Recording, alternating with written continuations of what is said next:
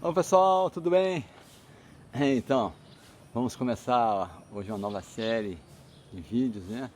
Estou chamando Batalhas Inevitáveis. Batalhas Inevitáveis. Então, batalhas que não podem ser evitadas, né? Então, na história da humanidade teve duas grandes batalhas pesadíssimas, né? Uma que teve foi quando um grande ser demoníaco chamado Ravana, ele raptou a consorte do Senhor Ramachandra. O Senhor Ramachandra, para quem não sabe, é a encarnação de Krishna, né? Um avatar que apareceu há milhares de anos atrás. E ele veio com a sua consorte, que é a própria deusa da fortuna, Lakshmi, na forma chamada Sita. E esse demônio ousou raptar a esposa, imagina, ousou raptar a esposa do Senhor Ramachandra. Krishna vem estabelecer a justiça no mundo e o cara tenta roubar. Aí não teve jeito, né? E o Senhor Ramachandra pediu para ele devolver, ele não queria devolver, e aí o Senhor Ramachandra acabou com ele. Então é uma batalha inevitável, né? E essa pessoa era muito perversa, ele estava escravizando as pessoas, entende? Então, cara, mau caráter, pesadíssimo, Ravana. Inclusive é uma das encarnações daqueles porteiros que foram amaldiçoados, né? Jaya. Ravana e o irmão dele Kumbhakarna, muito pesado, com muitos poderes. O Senhor Ramachandra veio e matou esse cara. É uma batalha terrível. Inclusive, os seus soldados não eram seres humanos comuns, eram animais. Macacos e gorilas e ursos, imagina, todo tipo de animal ajudou o Senhor Ramachandra. Um dos maiores devotos do Senhor Ramachandra, por exemplo, é Hanuman, o grande devoto macaco, né? Mas não é um macaco comum, né? Ele é sobrenatural, né? Ele é um Kimpurusha, ou Kinara, Kimpurusha, que age como ser humano, mas é um animal muito poderoso, Hanuman. E outra batalha famosa que teve foi a batalha de Kurukshetra, a famosa batalha de Kurukshetra, na qual, onde Krishna falou a Bhagavad Gita, né? Então, antes dessa batalha, Krishna falou a Bhagavad Gita. Então é interessante, parece contraditório, né? Falar de espiritualidade na guerra, né? Mas a gente tem que, assim, o contexto histórico dessa história é o seguinte, é que o herdeiro de um reino chamado Dhritarashtra, ele nasceu cego.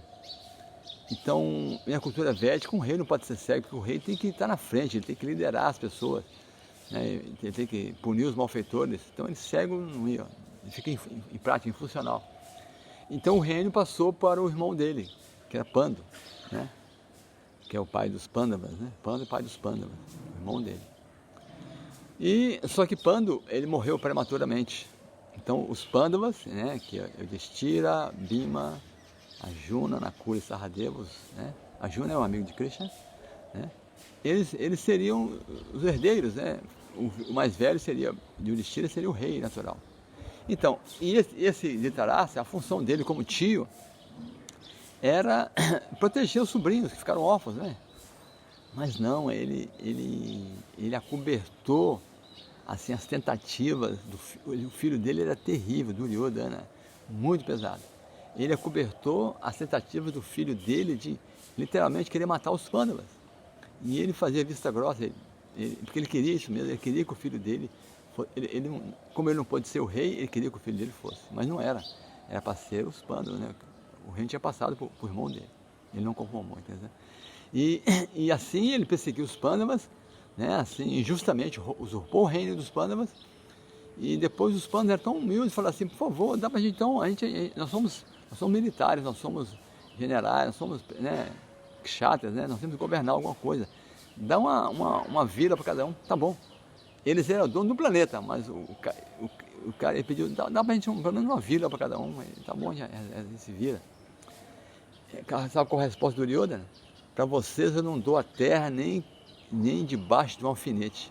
Nem a terra que fica debaixo de um alfinete, da ponta de um alfinete, eu dou para vocês. Quer dizer, você não tem nada aqui.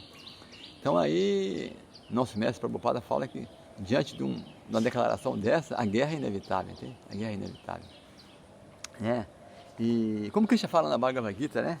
Paritranaya sadunam vinashayatya duskita. Que ele vem proteger as pessoas virtuosas e vinashayatya duskita, e aniquilar as pessoas perversas.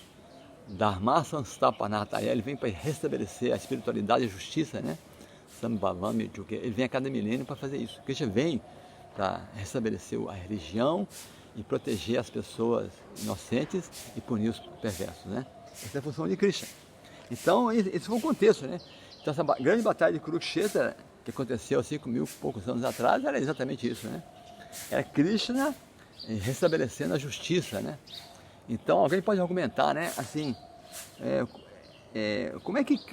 onde é que está a espiritualidade de Krishna convencendo a Arjuna a lutar, né? Uma guerra?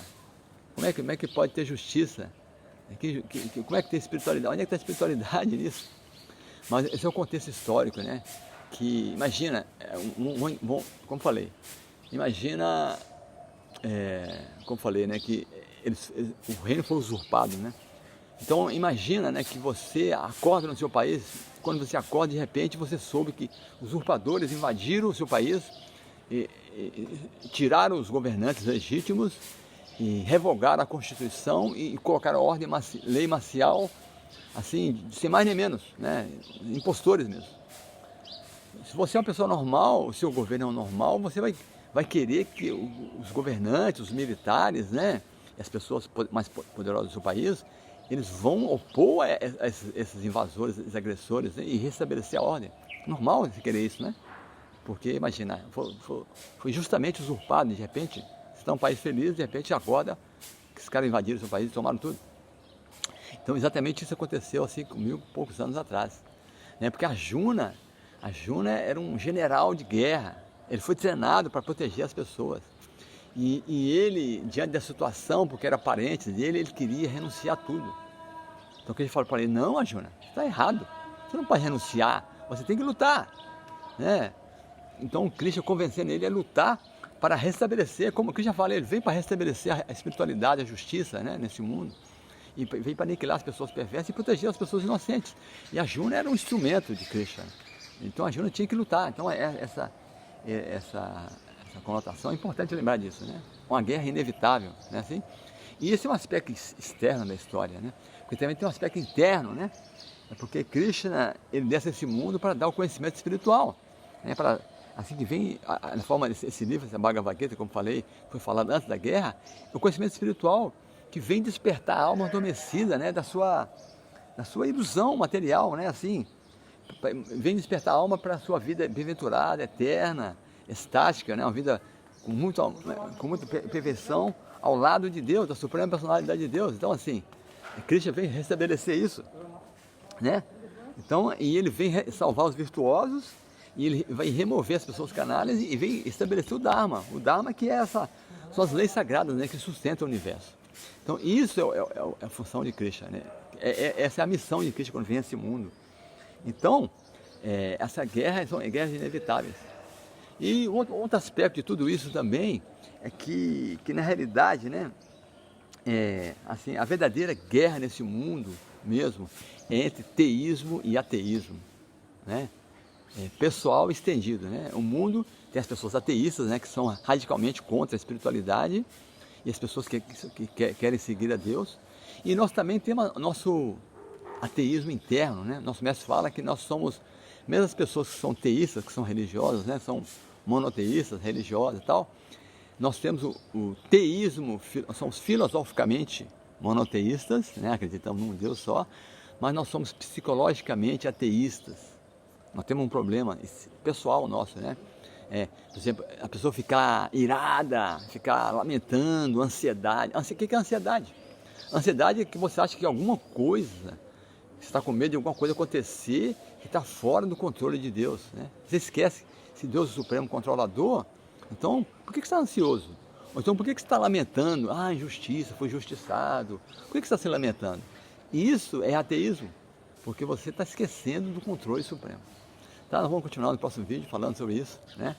Essas batalhas inevitáveis, tá? Até mais.